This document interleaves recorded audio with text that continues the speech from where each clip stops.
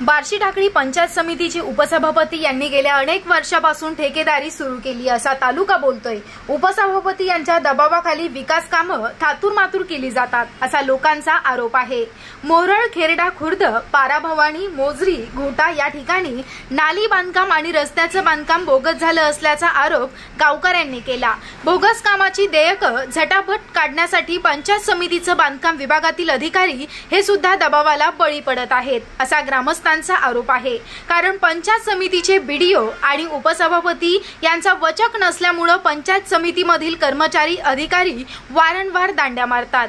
केवळ सत्ताधारी लोकप्रतिनिधी यांचे काम मात्र फटाफट केले जातात। या विकास कामातून पंचायत समितीच्या बांधकाम विभागातील अधिकाऱ्यांना खुलेआम कमिशन दिल्या जात आहे। बोगस कामाची देयकं थांबावं, सन 2023-24 मध्ये पंचायत समिती बांधकाम विभाग अंतर्गत झालेल्या विकास कामाची क्वालिटी कंट्रोल मार्फत चौकशी करावी अशी मागणी जिल्हा परिषदेच्या सीईओ यांच्याकडे करण्यात आली आहे। Bureau report, JD Maharashtra news, Akola जिल्हा प्रतिनिधी प्रदीप गावंडे।